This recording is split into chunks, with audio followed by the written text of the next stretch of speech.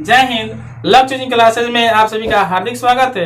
कहा जाता है कि चाहत के बदले नफरत का नसरत लेकर बैठे हैं। चाहत के बदले नफरत का नसरत लेकर बैठे हैं। पीने का पानी मांगा तो समंदर लेकर बैठे हैं। पीने का पानी मांगा तो समंदर लेकर बैठे हैं। चाहे लाख भलाई कर लो जमाने में, चाहे लाख भलाई कर लो जमाने में, लोग बुराई ही करते हैं।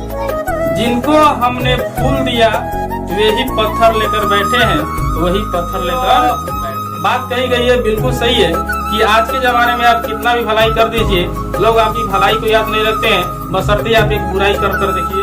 वही कहानी जो आज हम लोग पढ़ेंगे द अर्थ इस पृथ्वी चैप्टर में कहा गया है कि एक बाप जो होता है अपने बेटे के लिए बहुत चीजें करता है, बहुत से कठिनाइयों का सामना करते हैं, उसके लालन पालन करता है, लेकिन अंतोगत्वा पुत्र के द्वारा उसको विभिन्न सारे कठिनाइयां दी जाती है, विभिन्न सारे यातनाएं दी जाती है और उसको घर से बाहर निकाल दिया जाता है। तो यह कहानी इसी प्रकार है।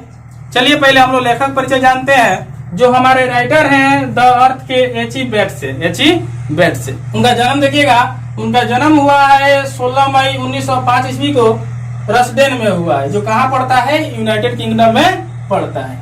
डायड मतलब मृत्यु हुआ है 29 जनवरी 1974 ईस्वी को कॉन्ट्रीब्यूटरी, यूनाइटेड किंगडम में ही अभी आता है।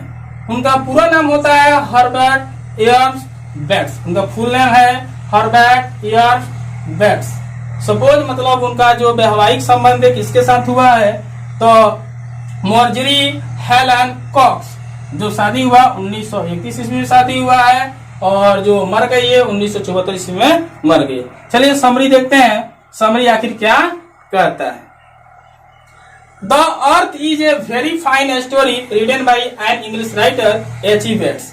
जो पृथ्वी जो कहानी है बहुत ही अच्छी कहानी है, जो हमारे इंग्लिश राइटर जो इंग्लिश लेखक हैं एच.ई. बेट्स के द्वारा लिखी गई है। इसमें बताया गया है it saw the story of a man named Johnson who is thrown out of his house by his own son named Benji. मतलब इस कहानी में दिखाया गया है, इस कहानी में दिखाया गया है कि एक जॉनसन नाम का व्यक्ति है जिसे उसके ही बेटे के द्वारा उसके स्वयं के घर से बाहर निकाल दिया जाता। आगे बोलता है Benjo is a simple minded son. Benjo जो है एक सिंपल माइंड वाला लड़का है, मतलब वो इतना विकसित उसका दिमाग नहीं है। His parents all the time worry about his well-being। मतलब उसके माता पिता जो है उसको दिमागी तौर को संतुलन बनाने के लिए, उसको सही करने के लिए काफी चिंतित रहा जाता है। इस पर एक सॉन्ग भी जो है फिलहाल अभी आप लोगों को चल रहा है, तेनु धूप लगे आवे तो मैं छांव बन जाऊंगा। चलिए तो आगे कहता है He takes him to a doctor who suggests him to help him to start a business of poultry farming। वे उसे एक डॉक्टर के पास ले जाते हैं, यानी बेंजो के माता पिता, बेंजी के जो माता पिता है उसे एक डॉक्टर के पास इलाज कराने के लिए ले जाते हैं। तो डॉक्टर उन्हें सुझाव देता है, सजेस्ट मतलब क्या देता है, सुझाव देता है, उन्हें सुझाव देता है कि टू हेल्प हिम बेंजो, कि आप लोग बेंजो की सहायता कीजिए, to start a business of poultry farm, मतलब एक मुर्गी फार्म खोलने में आप कीजिए, उसकी सहायता कीजिए, मतलब आप लोग उसको बिजनेस के तौर में लीजिए, बिजनेस के क्षेत्र में ले जाइए। बिजनेस के क्षेत्र में जाएगा, कुछ अपना दिमाग लगाएगा, कुछ उसका बुद्धि का विकास हो जाएगा।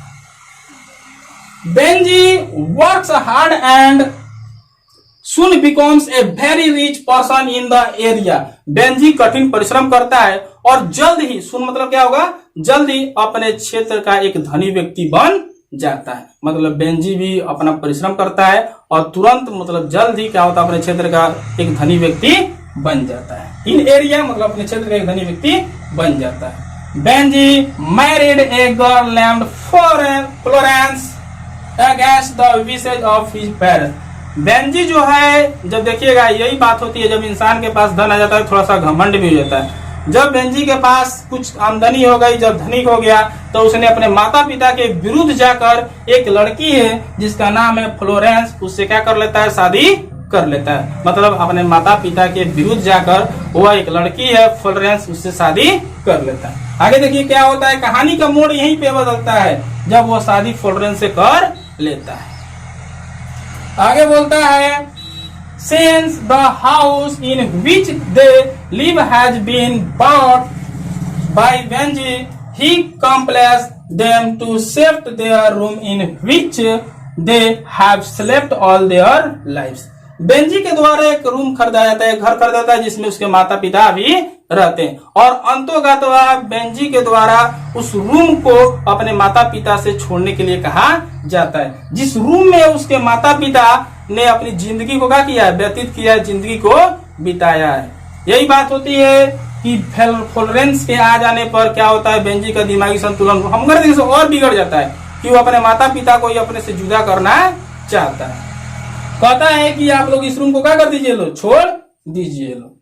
आगे देखिए कहानी कहा जाता है, वन डे, एक दिन, he drives them away from the houses to, एक दिन उसको उसने मतलब बेंजी ने जबरदस्ती अपने माता पिता को घर से भी बाहर क्या कर दिया, निकाल दिया। जॉनसन, इधर too, Johnson the father and his mother we left alone on the unfamiliar road to help themself, उसने अपने माता पिता को एक अपरिचित सड़क पे छोड़ दिया जहां पे उसकी सहायता करने वाले भी कोई नहीं था। देखिए ये जो कहानी है पृथ्वी, यह बिल्कुल आज के स्थिति के अनुरूप ही बताई गई है कि आजकल माता पिता के द्वारा अपने बच्चों को विभिन्न सारे कठिनाइयों का सामना करते हुए पालन पोषण किया जाता है, और जब वे बड़े हो जाते हैं तो उनमें एक प्रकार का बदलाव देखा जाता है, और वे बदलाव ऐसा होता है कि मजबूरन उन माता पिता को ही अपने पुत्र से अलगाव कर देता है। और कहा जाता है कि देखिए यह जो है कहानी बहुत ही दर्दनाक है। इस कहानी के अनुरूप आपने एक प्रेमचंद का यही पढ़ा होगा कि जिसमें प्रेमचंद ने बताया कि अमीरी के कब्र पर पनपी हुई गरीबी बहुत ही क्या होती है, जहरीली होती है। उसी के अनुरूप एक आधुनिक जमाने के अनुसार शायरी को पढ़िएगा, जिस शायरी में कहा गया है कि मोहब्बत के कब्र पर पनपी हुई जुदाई बहुत ही दुखदाई होती है। जो माता पिता ने अपने बाल बच्चे से इतना मोहब्बत किया, वो बच्चा ही उनको क्या कर दिया, छोड़कर चला गया। आशा करते हैं, उम्मीद करते हैं कि आपको यह जो समरी है बेहतरीन समझ आई होगी, जो 2023 के एग्जाम के लिए बहुत ही अच्छी मानी जाएगी कि 2023 में इसकी पूछने की संभावना बहुत ज्यादा है। Thank you.